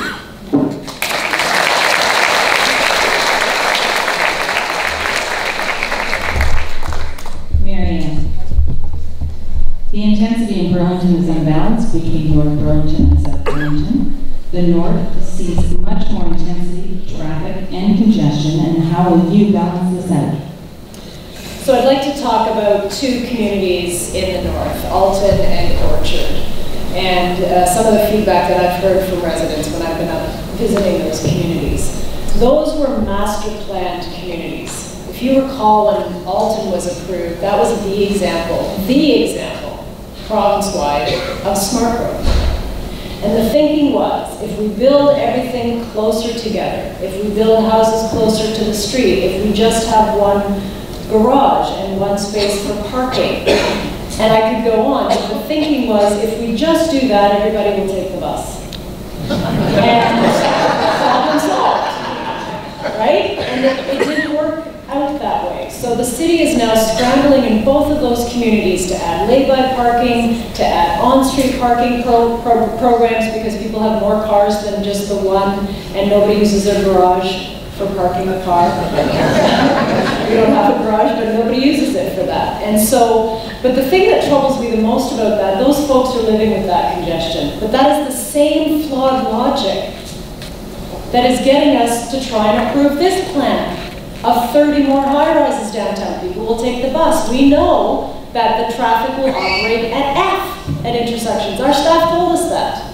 But everyone's going to get on the bus. So we know that logic doesn't hold, and we have to stop repeating that same mistake. And we do have to fix it for the folks that live in those communities over time. There will be more balance of intensification south of the QE. So we have the 3 GO stations where there will be more growth, and the downtown, as I mentioned earlier, is already by a long shot the most dense community in the entire city. But we have our work cut out for us because of the decisions on overdevelopment by the council, and that's why I'm running.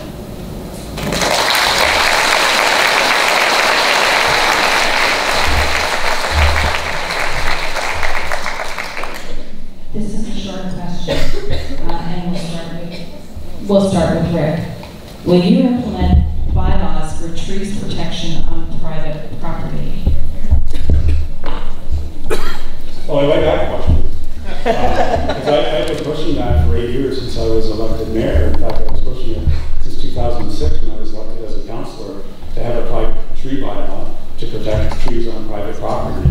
Oakville has one, and Mississauga and Toronto and others had one, and we should have one as well. I was able to encourage council and build consensus, which was tricky, to get the majority, if not all of council, to support a pilot tree bylaw in the Roseland community. And that was supposed to be implemented this fall. It'll be implemented now next spring. And that will be an opportunity for us to measure the impact of the tree bylaw and see if it makes sense to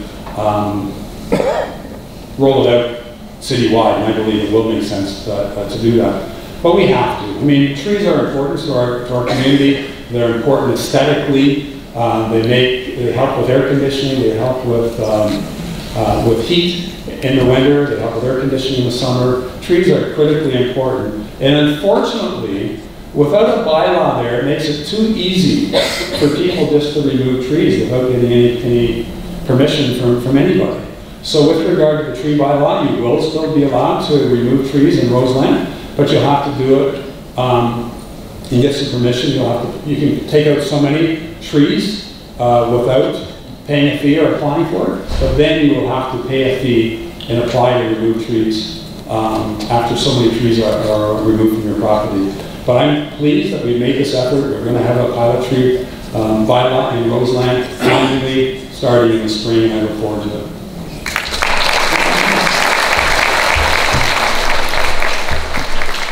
Greg, will you implement bylaws for tree protection on private property? I'm going to go back in time, and I'm going to go to the trees. So, we just heard, congestion is too much. People aren't going to use the bus.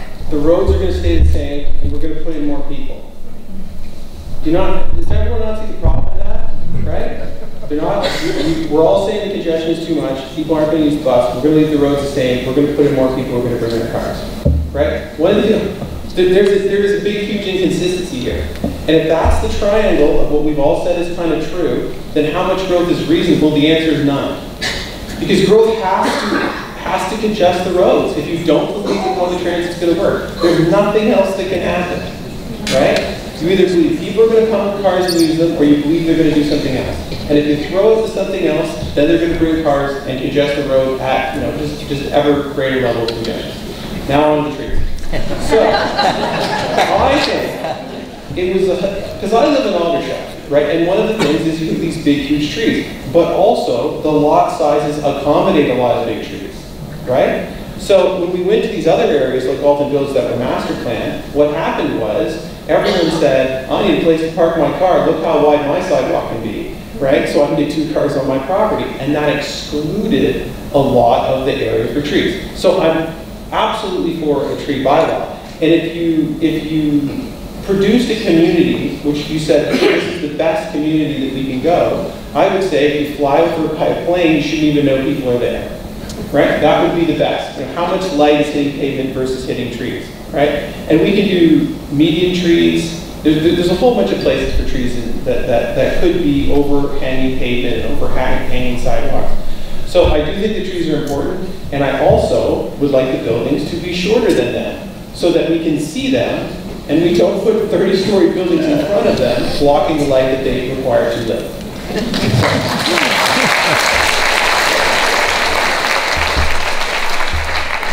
Hey, Marianne, will you implement bylaws for tree protection on private property? Yes, it's something that I supported in the last term of council and supported again in this term of council. We have a tree canopy of, the last time we measured it, 17%, and we're going backwards because of emerald ash borer, because of trees being removed for development.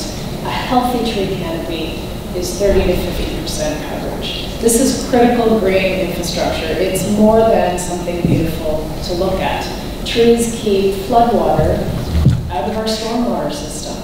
They catch it on the leaves, and trees also need grass and green space and soil around them to grow. That also is a critical part of our green infrastructure for flood control and flood management.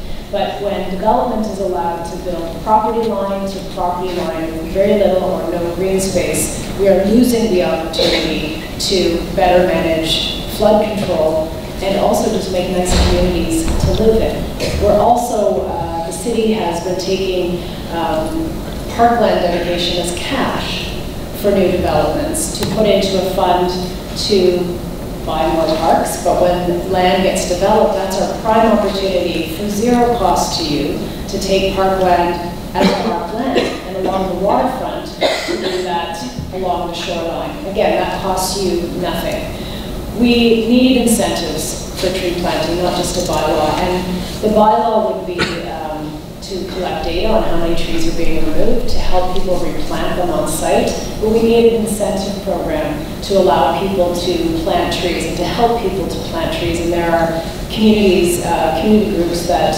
we can work with on that.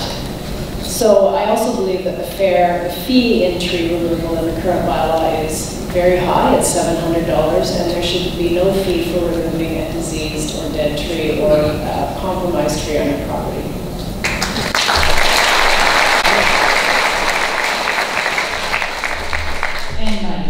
Will you implement bylaws for tree protection on private property?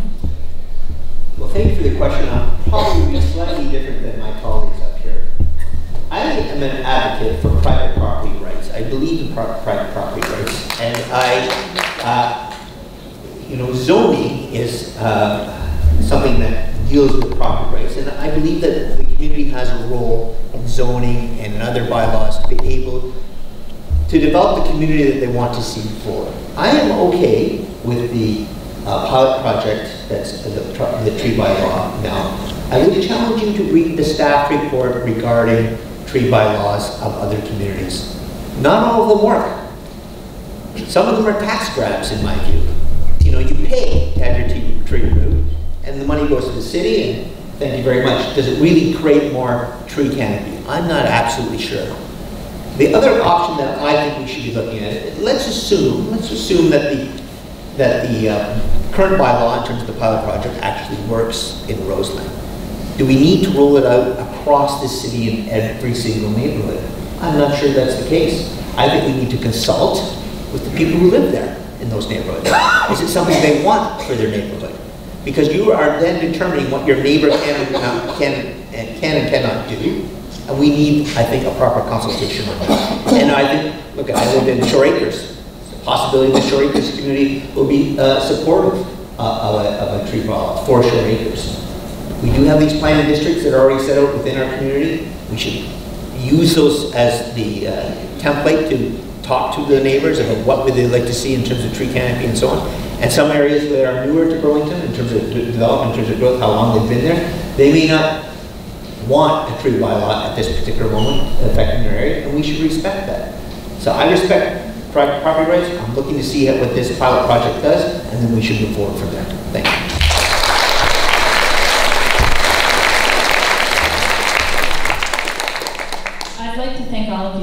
all of your questions. We are running down to the last question for the evening before we have our closing remarks. And I couldn't avoid it. It's about taxes. We're going to start with Greg. Our average city tax increases have been plus 3.3% over the last 7 years. What is your commitment in terms of future municipal tax increases? Okay, so if you look on my website, there's only 3 things there. You gotta grab people's attention, it's very limited. So one of the things is to keep property taxes at inflation. So what we have been doing in Burlington is not that. We have been running 3.84, okay? And what is the issue? Okay, so someone's gonna tell you, no, we're going to close to inflation, because what they're gonna do is they're gonna take the tax rate of Burlington and then blend it with the tax rate of Halton. And I call that, you're driving down the road, the cop pulls you over, and he says, you're going 120 kilometers an hour in the 100 zone. And you say, it's okay, officer, my wife is going 75 in the 100 zone. As a family, we balance out. Right? And it's okay. So we all know that law becomes. So you do have to control the cost of government. And why? And I get this question all the time. I want high quality infrastructure, I want high quality, life, and I don't mind paying for it. So, but you got to realize, if you take the rate going above inflation, the municipal government is now eating dollars that would go someplace else, right? It's eating extra dollars, and those dollars would be used for someone to see a show or go out or pay down their house or et cetera, et cetera. So you can't live in a world and say it's sustainable if the municipal government is taking money greater than the rate of inflation. It is definitionally not sustainable. It will come to an end one way or another. Either with the municipal government taking every penny you make, right? Or, you know what I mean? That's if it keeps increasing above inflation, that's what has to happen eventually. So you don't want to make the municipal government bigger. And the problem is property tax is not particularly progressive. It hits people pretty much linearly because it's not based on income tax. So my commitment is keep that down to inflation and live within our means in Burlington.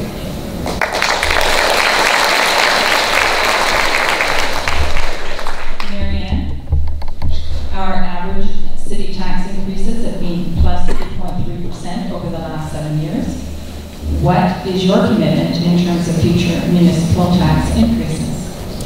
Thank you. They've actually been higher than 4% 3 times in the last 8 years, and none of those budgets I supported for 2 reasons. The increase was too high, and it didn't deliver frontline services for you. And I'll talk a little bit more about that in a minute. But the first thing we have to do is not fall for the notion that growth is going to save us from high taxes. Growth doesn't pay for itself. All of us in elected office know this. Growth, when you look at development charges we collect on each new unit, as well as the new taxpayers that are coming with growth, covers roughly 8% of costs of a new community. The balance of 20% is picked up by you folks. And I'll give you a classic example. When we built, the city built Alton, master planned community, lots of new taxpayers, put in a new community center in the library. My very first budget on the council, we had to pay for 4 new librarians to operate that. And that was not covered by the tax base. Your taxes went up 0.5% to pay for that. So growth doesn't pay for itself, which is why it's so important to get growth reasonable and measured and not go 2, 3, 4 times our official plan, because we won't have the money to sustain that. We also need to bring more jobs to Burlington to help balance out the residential rate and the commercial rate. And we need to be straight with people when we're talking about tax increases, to hive off the hospital portion, or to hive off or blend it with the regional and provincial and say it was only this amount. You pay the full freight, and we can't rely on the region to do something or the province to save us from our own tax increases. So I will be looking to find efficiencies in the budget, and they are there. I've talked to frontline staff who know where those are. And also make sure that the services are focused on direct services for you.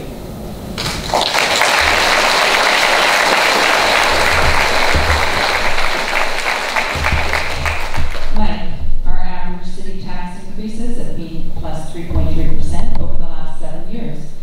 What is your commitment in terms of future municipal tax increases? Well, thank you for the question on taxes. I think it's the fundamental of everything that we do. And when I was on council, we had 7 years of zeros, so I guess I'm good. But I actually think, in retrospect, having all those years of zero tax increases, we probably put us somewhat behind on infrastructure replacement. We should have had some tax increase in that period. But you know, the public pressure was that you weren't spending the money, so why did you need it? So let's go with zeros. I'm advocating. It's right in my brochure. It's on my website and in my policy pieces that I put out, my policy directors, that I think taxes should be tied to inflation and no more than inflation. And I have to disagree a little bit with Mr. Ridruff's analogy. A real analogy is if you lived in Hamilton, it's one tax blended. If you lived in London, it's one tax blended. I think it's fair to the council of the day to talk about what the blended amount is for you, because the sewer and water that you're paying at the region would have been paid through your Hamilton tax if you lived in Hamilton. So it's not two-tier. That tax base is one tier. We have two-tier here. So the fair analogy is to look at other communities that are one tier to make sure that we're competitive with those on the tax side.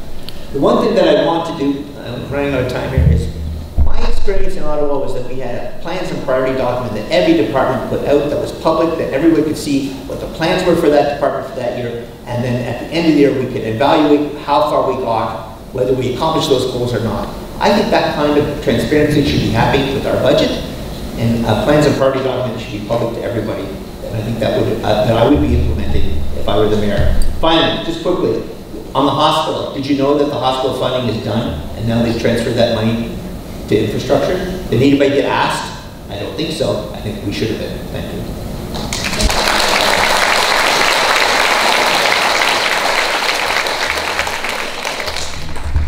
And Rick, our average city tax increases have been plus 3.3% over the last 7 years.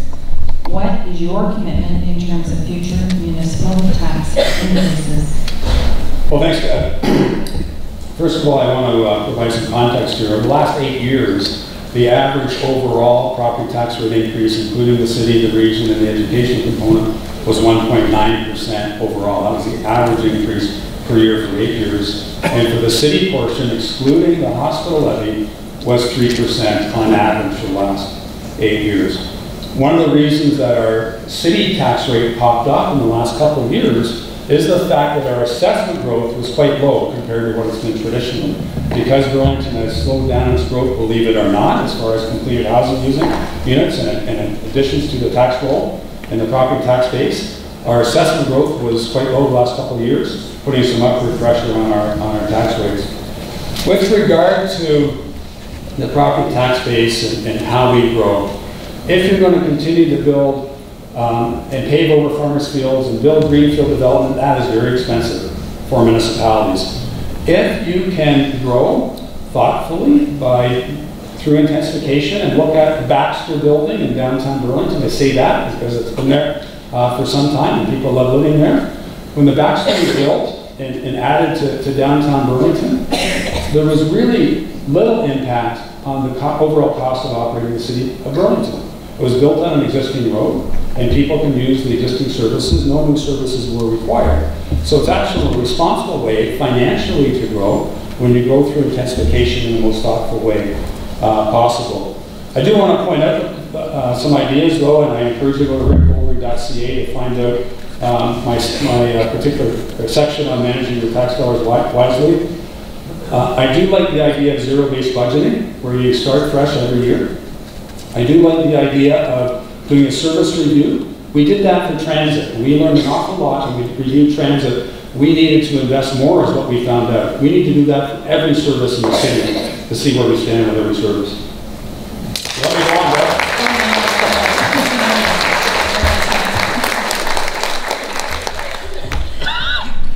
That ends our the questions for this evening. We are going to have closing remarks, but before we do that, I would like to acknowledge Burlington Central High School and Sean Clement and his team who have given us the facility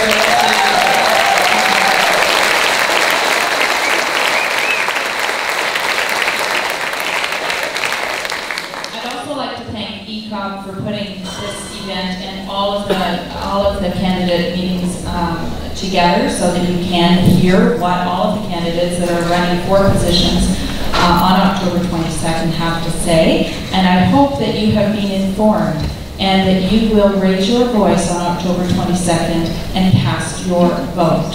That is your opportunity, it is your right, and you should do that. I would also like to thank Robert Gow, who has been at all of the events and has made all of the events available to you online.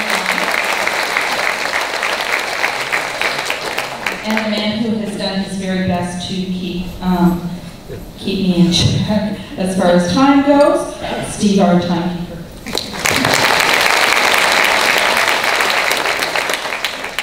And now to our closing remarks. Candidates, you'll each be given 2 minutes to close. Yeah, that's the word. Thanks for the help, Mike. I appreciate that. We'll start with Rick. Well, thank you very much to Deb and the organizers who are doing a great job, not just this event tonight, but the other 6 that were done in the different wards. You know, I've lived in Burlington my whole life. I've raised my family here and operated a business here. We have an amazing city, and I think we all agree with that. And we have lots to be proud of. It's not just about the landscapes of Burlington, our waterfront, and the Niagara Escarpment. It's the great people that we have in our city to make our city diverse, inclusive, and a prosperous place to live. We have strong community groups and faith groups and charities and business owners and service clubs who are working to make Burlington the best place it can be for everyone. And I'm very proud that I've been able to accomplish a great deal as your mayor, including leading the city through a major ice storm and the flood of 2014. There is still more to do, improving transportation infrastructure and community engagement. However, the most important focus will be working with the new provincial government to provide municipalities with tools to shape development and control the pace of development while still providing housing for our children and grandchildren. And being mayor is about representing the whole city, not just one ward. Being a councillor is about representing the whole city, not just the ward you're elected by, and this is stated in the council code of conduct. Councillor B. Ward was a parent rep on the Halton School Board Program and Accommodation Review Committee that resulted in Councillor B. Ward focusing all of her efforts in saving Central, which is great for Central, but at the expense of Bateman and Pearson. This is no way for council to act.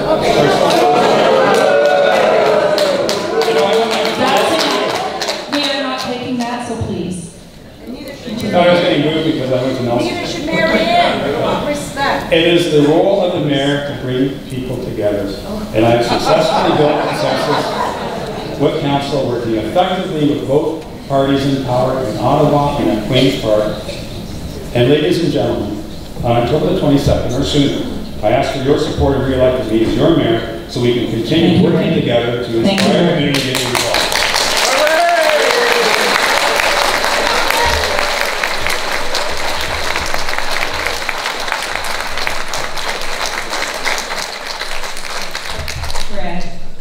Okay, so one of the things I did, if you go to gregwoodruff.com/debates, put all the videos of all the different debates on that page. You guys can go there and you can listen to us talk another 2 hours about slightly different. If you want more, you can get it. So I ran in 2014. And in 2014, I was going around saying this intensification thing is going to take us to a place that we don't like. And with respect to my fellow candidates, what I never heard was, Greg, you might be right. So now we're in 2018, and I look through everyone's campaign literature. And of the list of the top 3 issues I had was intensification, traffic, and taxation, right? Rick's 100%, that's his 3. Mike's 3 out of 5. And Marianne doesn't really have intensification blaming the province as much as I do. But it seems like a lot of people have caught up because this is from 2014. I didn't change a word of it.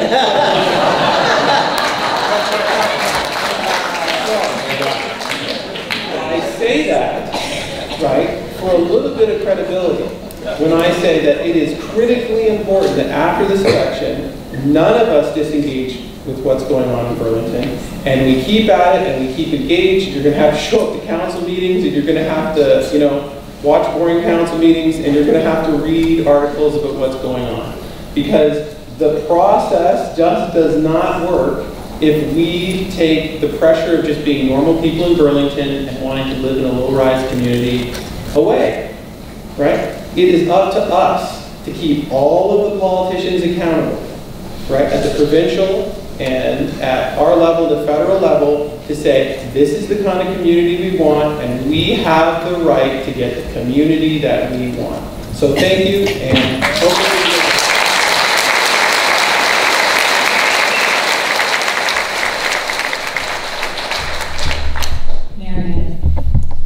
Thank you. Folks, this election is bigger than me or any of the people that are on this stage.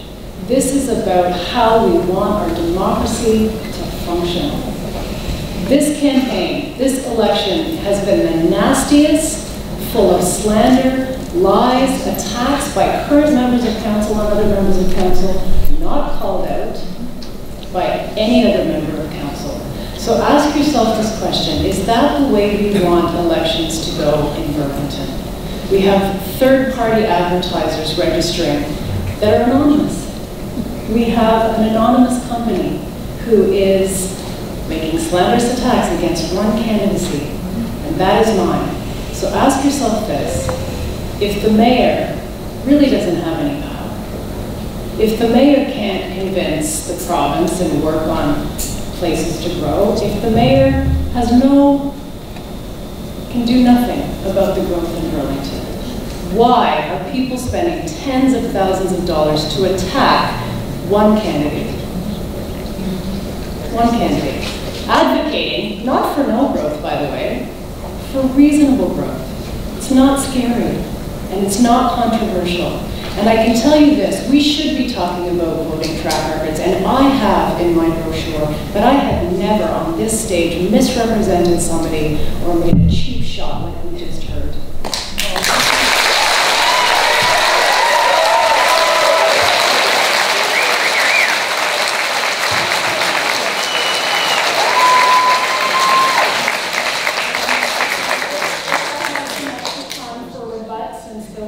Not on your closing remarks. Well, educate yourself about what really happened there, because it's not what you've heard online and it's not what you've heard here tonight.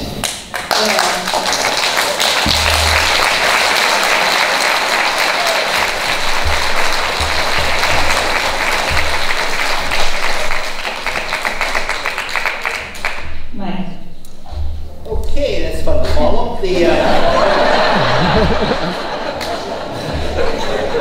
So I've been to a lot of debates, but they're really question and answer periods, so not really debates, let's be honest. If we wanted to debate the issues, it would have been a different format. And it would be interesting to see a debate happen, but here's what I want. I want to thank each and every one for coming. Look, I've done, I don't know, dozens of these, and this is the biggest crowd I've ever had. So thank you very much. But let's be frank. Look, nothing's clearer to me than what just happened. We need change at City Council. And moving one person from one chair to another chair on that merry-go-round that's going on there is not the answer. We need real change. They've had 8 years, ladies and gentlemen, 8 years to work on different projects.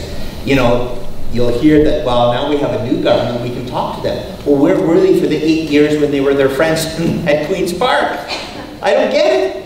All of a sudden, they're conservatives. I didn't know that. And I know most of them in town. So the fact of the matter is, I have the most experience. I have the understanding of the process. I have the ability to talk to our colleagues at Queen's Park to make the changes that we need for this community. We do live in a great, great city. Burlington is a beautiful place to live. I encourage everybody to come and visit, to live here, to experience the life that we have here. But we do have issues, we do have problems. I'm the best candidate. We need change. I'm the best candidate to tackle those problems. To be honest with you up front, check everyone's track record, and not just for the last few months, but over the last number of years. Thank you very much. October 22nd.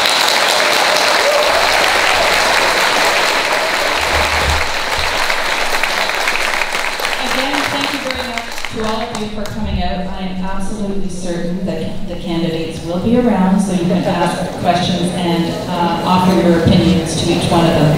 Cast your vote October 22nd. second.